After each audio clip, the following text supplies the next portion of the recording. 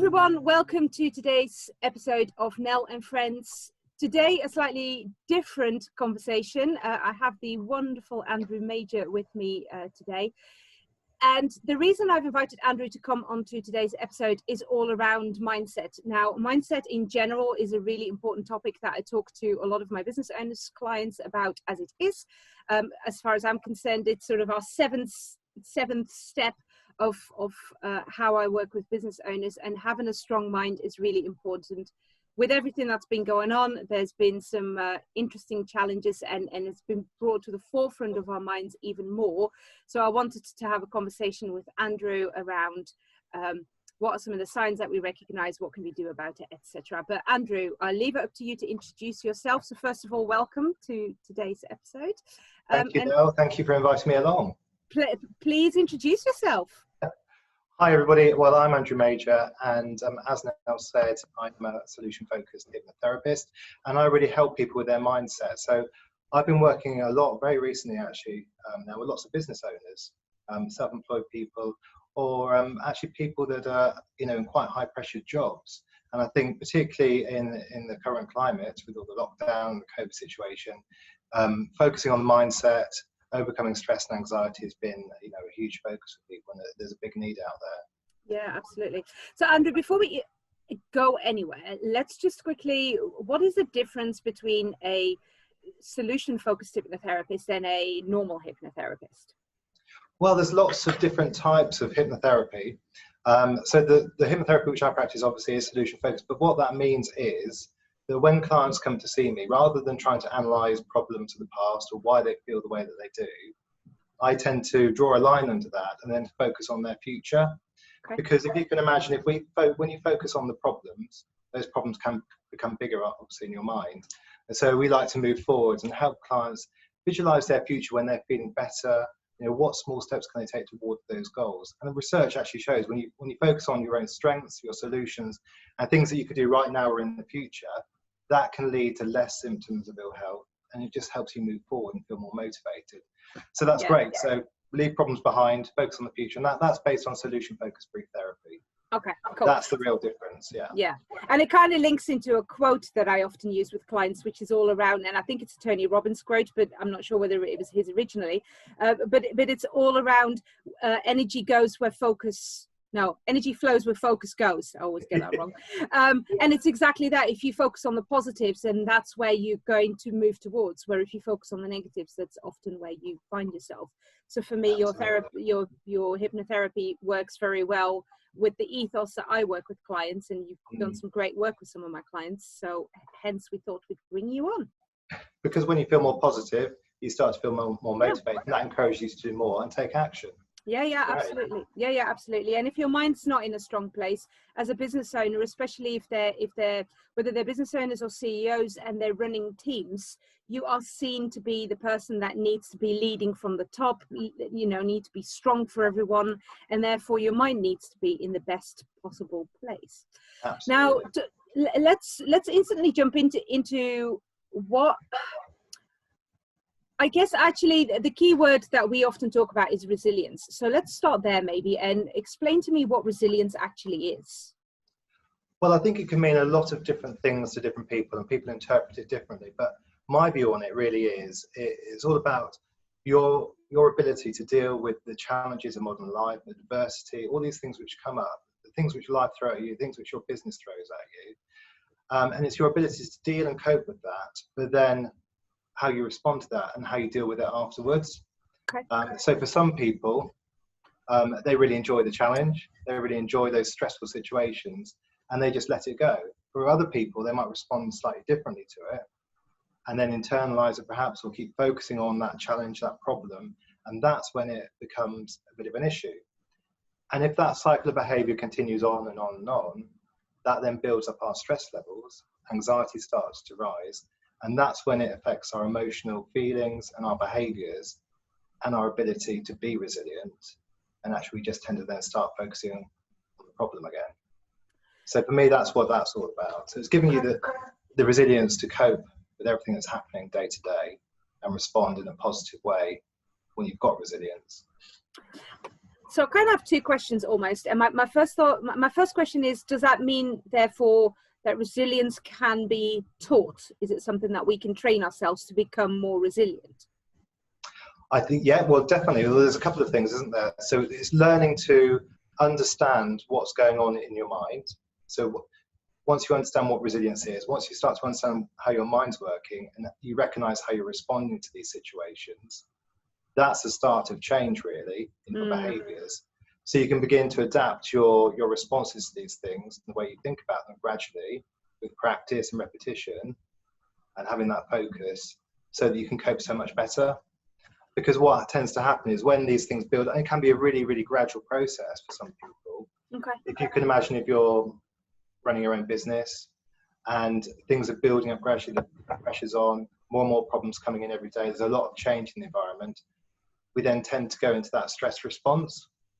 So that kind of less evolved part of our brain then starts to kick in a bit, and we start to feel more emotional, because that part of our brain doesn't like change. It likes certainty. It just wants to, keep us surviving. Yeah. And so what tends to happen then is change, and this worry comes in, and then we get all these stress hormones start to overload us.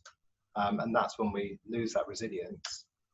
We feel more stressed and we can't cope, because when that happens, the brain, that part of the brain, then switches off all the things we don't need. So being creative, being responsive, coming up with solutions isn't needed, because right now we need to focus on the here and now. Yes. What am I going to do right now to cope?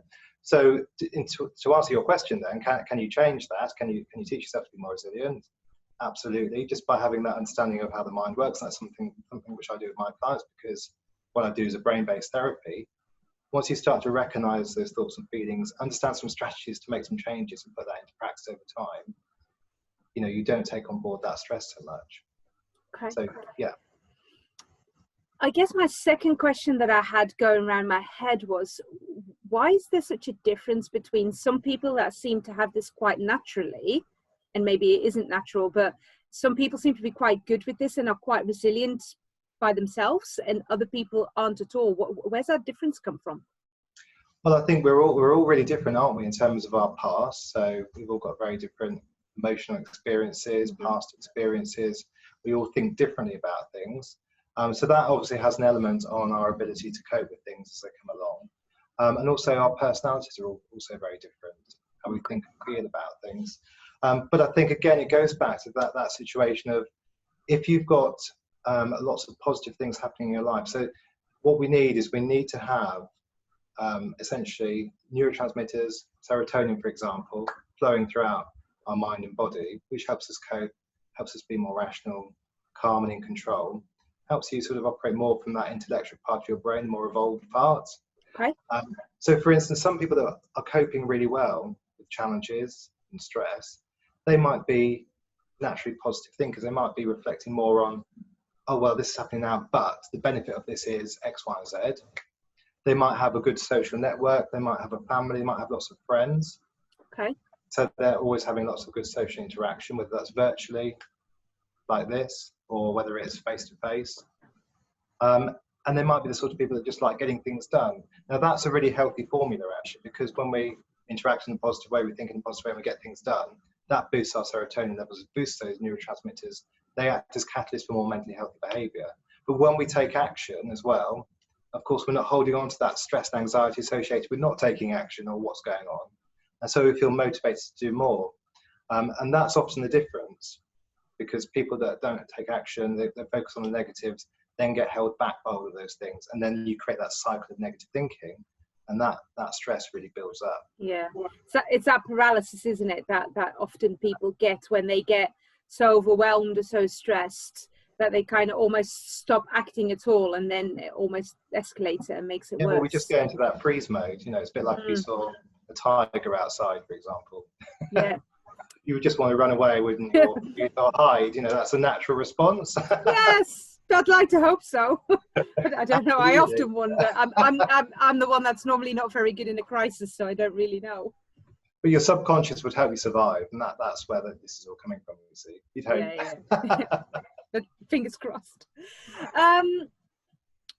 So if I think back now, in my case, obviously around business owners. So how does this level of anxiety and stress, how does that come about? Because I sort of think about all the people that I work with, and when they start out in business, they're super enthusiastic and they've got this massive drive and they really want to create great things for themselves and for their families, and then stuff happens and then all of a sudden they get themselves stuck in this sort of cycle. Where down the line, what happens? Well, what's going on really is it's a level of stress and anxiety which builds up gradually. So we can all start out, can't we, with these fantastic goals, great vision for the future, really enthusiastic about it, and then perhaps a few things go wrong or don't go to plan, and you start to reflect on, oh, what's gone wrong? Why did that happen? Kind of what have I done something differently? So what I tend to see with a lot of my clients that are running businesses is, although they start out nicely positive, perhaps this begins to creep up, because what happens is we create anxiety when we negatively forecast future events, or we negatively think about what's happened in the past. So it can be any worry or concern. So every time we think about these things, the thing is that our minds really can't tell the difference between imagination and reality. Okay. So every time you think about something which happened, or you imagine something not going too well, I mean, this is the great thing about humans, isn't it? We've evolved to have this imagination to help us survive. So we can think about all these scenarios if we were in the jungle or something, for example. You know? But doesn't always help us out, because what's going on is you naturally can begin to start thinking about all these scenarios. What if things have gone differently? Or why did I do that? Or why did that happen to me? Now, the point is, I use this analogy of a stress bucket. You might have heard of it. We will have a metaphorical stress bucket in our minds. So every negative thought that we have is accumulated and stored in that bucket, and it builds up really, really gradually. Now, we do have a nice natural method for emptying this, known as REM sleep. Oh. REM I was sleep, like, great, I'm going to find this out now. And then you tell me it's not something I can control. Well, there's a few things that we can do. So we've talked about these positive behaviours. Yeah. I like to call them 3 Ps, actually. The 3 Ps. Go on, then. What do the 3 Ps stand for? Positive interaction, positive thinking, and positive activity. Positive interaction, positive thinking, and positive activity. So that could be getting things done, getting things ticked off your to-do list, or it could be gardening or exercise. Just getting on with things, essentially. When we get on with things, we feel better. So we've got that technique to give us a boost and help us cope and focus on what's going well. Of course, when we're doing those things in a nice positive way, we're not putting stuff into that stress bucket. But the point is, with this metaphorical stress bucket, every time you negatively think about the future or the past, things which aren't going well or things that could have gone better, we build up these layers in the bucket. So when we go to bed at night and sleep, our REM process, that REM cycle of sleep, about 20% of our sleeping patterns, begins to work through that bucket. So it begins to work through that emotional garbage, if you like, and store it away for future use if we need it. But now, if we've got a lot in that bucket, what I tend to see with clients is they might be saying, I'm just not sleeping because when I go to bed at night, my mind wakes up, it's really busy. All I'm thinking about is all the problems of the day. It's racing all the time. So they're just not calm or relaxed. They're never relaxing, you know. The other thing which happens is they get off to sleep and then the mind's waking them up. It pings them wide awake, and then, of course, it's really, really difficult to get back to sleep again. Yeah. So what we've got there is we've got all these interrupted sleep cycles, and we're not getting through that bucket. So the less sleep we get, the less we're emptying that bucket. So the next day comes along and you're filling that bucket back up again. So you might come into an awful email from a supplier or something. You might come into a problem with your employee. That's gone into the bucket. Then you're thinking about, you know, a meeting that you've got to go to and you've got to give a presentation. You think about the prospect of that maybe not going so well. Yes. That then goes into that bucket. And then before we know it, this bucket's completely overflowing. And when that happens, that primitive part of our brain, that less evolved part of our brain that's only concerned with the here and now and our survival, really begins to take over. And that part of the brain is where we have all these emotional issues of anxiety, anger, depression, or the freeze mode. And that's so common, isn't it? I expect you hear this too. Oh, I just can't move forward. I feel stuck. And that's that part of the brain. Because that's when we start to lose our productivity, our creative thoughts, because this part of the brain is thinking, I just want to cope with the right here and now. What can I do? And it encourages us to just go and hide away, not interact with people, or to be really hyper vigilant, you know, because it all goes back to primitive times. That's what's going on. So typically with business owners, you know, the feelings of overwhelm, just can't move forward, stressed out, can't sleep, and sleep is a huge thing, as I said. What else? Lack of self-confidence, low self-esteem. These are, you can see these are all those primitive responses coming up and holding us back. Yes. So what you can see then is if we begin to empty that bucket, we're going to lose that primitive response a little bit each time and gain back more intellectual control, where we're nicely solution focused. This is coming from our left prefrontal cortex. That evolved part of our brain. So we can come up with the solutions, we're more able to be productive, and we feel more motivated. So it's a bit of a balance, you know. And sometimes clients talk about it almost as being two voices, a primitive voice and our intellectual voice. And often, I don't want to do that. Yes, you can. You know, it's that kind of thing going on. Yeah.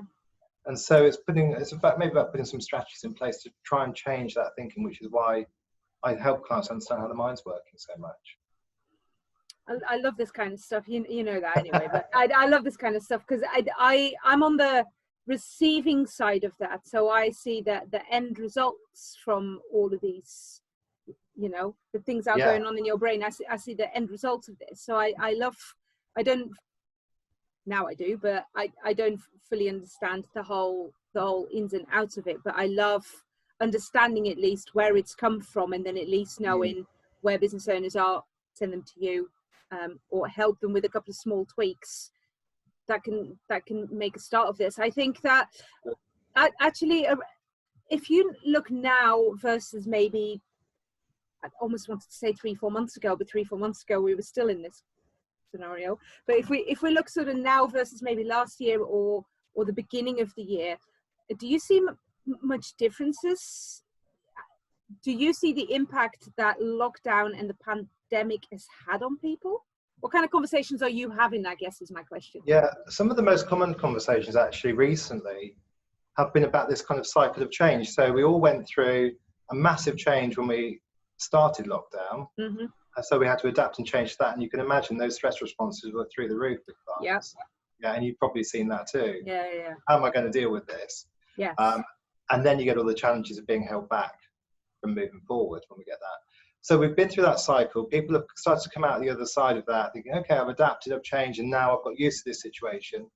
But what I'm starting to see now is in some businesses, things are moving and changing all the time. And so there's no constant. No. So as I said earlier, a primitive part doesn't like change, it likes certainty.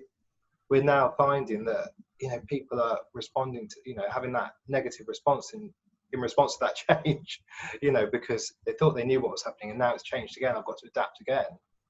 And that's having an impact on their ability to really focus, move forward, because we don't know what the future holds, you know. That's a really interesting one, because I had a conversation around this yesterday on one of my videos, but also with some clients. And it was part of the reason why at the first book club, when we started in June, I picked the book that we did, which was Who Moved My Cheese, which is all around how do you cope with change. And one of the conversations that the key conversation that we've been having is all around having to be able to be flexible right now, and knowing that change is going to be a constant, even more so now than it has been.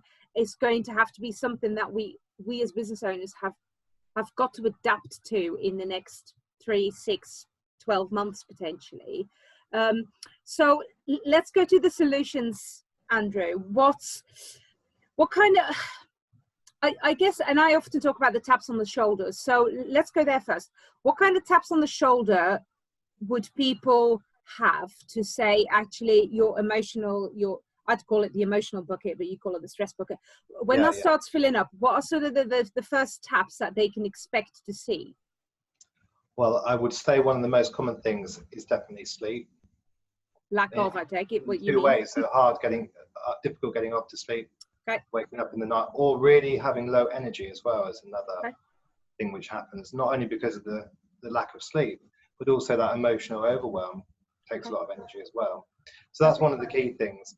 And then it's just this general feeling that kind of overwhelm and that stress all the time. So never feeling relaxed is another sign too. Overthinking things and over planning things, but doubting that as well. So going back over that, because you get into that cycle of thinking, is this right? I'm not sure. I need to go back and revisit that. that then begins to hold you back, doesn't it? So that indecision almost. Yeah, it's being indecisive. Yeah, sort of difficulty making decisions and taking action. Okay. So you may well have seen people being really productive at one point, and now, I don't know how to move forward. Yes. So that's a key sign. Yeah, absolutely. I've seen a few people that have gone from being super decisive, just it doesn't matter if it's wrong or right, let's just try something and do this, to almost being paralyzed and not being able to make any decisions at all. And I guess the other thing I often hear about is people feeling very tense. So just physically, the back starts to come up, which goes back to some of our primitive responses again. But you begin to feel that whole body tightening up, because it's not just emotional. Our body responds to stress as well. Yeah. So it's about this cycle, really. So one of the key things is, if what you might find is you start to reflect on everything going negatively or badly, more so than you did in the past. Okay. Because what's going on there is that emotional part of your brain is kicking in, and encourages us to start seeing everything from the worst possible perspective, rather than the prospect of things going well. Okay. So you get a what if scenario. Yeah. Yes. So it's lack of sleep. It's having that indecisive kind of nature all of a sudden, and then potentially seeing everything slightly more negative, feeling low energy, body tensing up, so back issues. And I guess the other key thing is procrastination. That's it. So the dreaded P word. Taking action. So you'll often find lots of people trying to do anything but take action or do what they've got on their to-do list today. So lots of my clients like cleaning their kitchen floor, for example. All of a sudden. Yes. Doing something completely unrelated. So yes, putting things off, and of course that just creates even more overwhelm, because then correct. I call it the shuffling paper scenario, but yeah, it's the same principle, isn't it? Absolutely.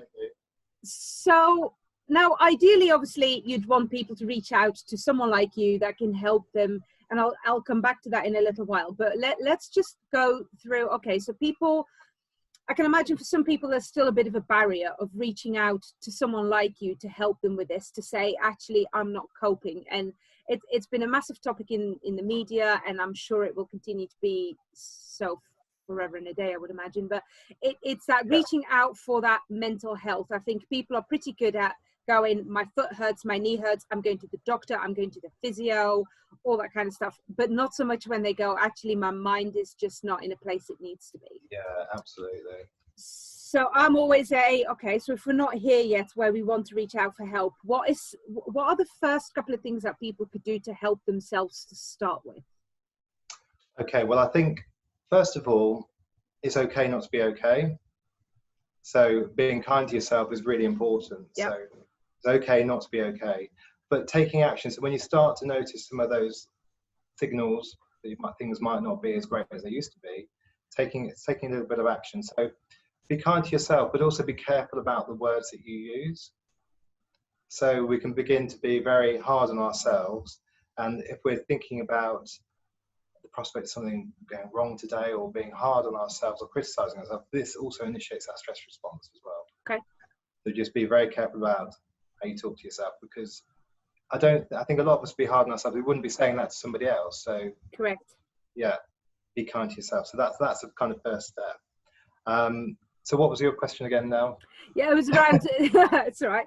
It's all around what kind of initial steps can people take themselves to start feeling better. I wanted to say feeling a bit better, but that's maybe not the right way of putting that either, but to start moving into a different kind of mindset.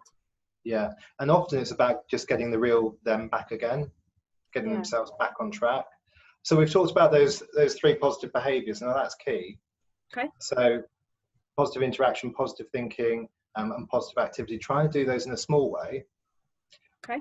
Is great, because that's going to give you a boost. Okay. But when we're in these situations of emotional overwhelm, it's quite helpful to just take stock and really think about what you do want and what you don't want right now, particularly as we've got all of this change, because we often get stuck doing the same things over and over again because we've always done them. Yes. So taking some time out to think about, what do I really want for my life, for my business right now, and what I don't want. Really focus on that. Even close your eyes and think about it, block out the external world, and then just write a list when you've had to think about that. And then think about, what small step can I take right now or over the next few days to move forward to making one of those changes? So it might be that you want to change something about your business. It might be that you don't want to see clients face to face anymore, or you don't want to reopen that other shop, for example. So if that's going to make things easier, if that's going to relieve some of that stress, what small step can you take towards that goal? So it's about taking action. And doing that on a regular basis really helps. And I think the other thing is, when we do acknowledge that things aren't wonderful right now, remember to say to yourself, well, part of me feels like this, because it is only part of us right now. It's not everything.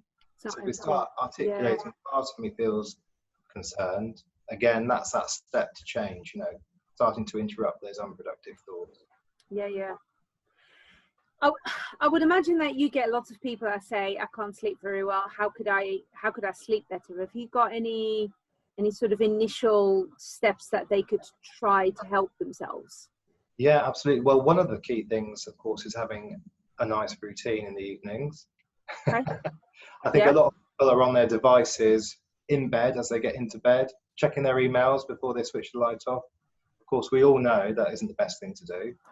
So actually making time to almost have a bit of a golden hour, I call it, before bedtime, where you've got time to really relax your mind and your body, and really take time to think about yourself and something else, so you're not focusing on work, for example.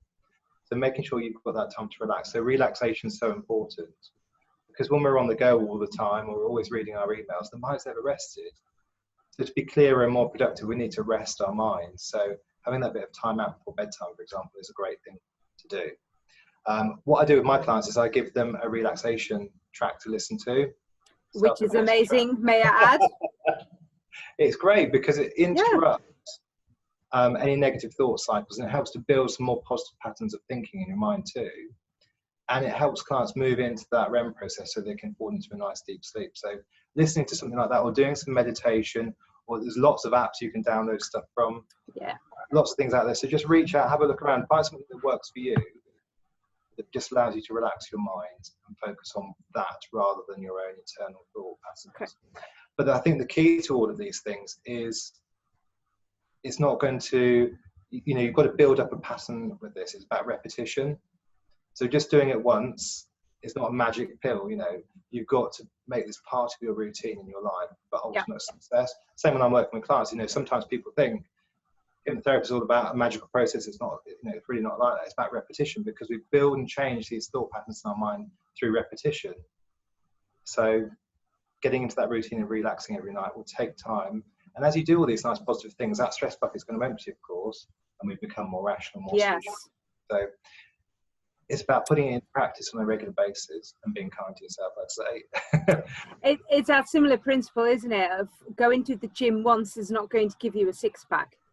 You're going to have to go more than once. So it's not necessarily about a quick result, but it's about a sustainable result that you can maintain for life from here on end. Well, this is it, isn't it? I mean, that's a really good analogy. So we're all really familiar with going to the gym. We want to lose weight. We want to exercise. We know what that feels like to feel good. So it takes time to build up a bit of stamina, doesn't it, at the gym? So you can't get on that treadmill and run for 20 minutes the first time if you haven't been for 2 years. Yeah, correct.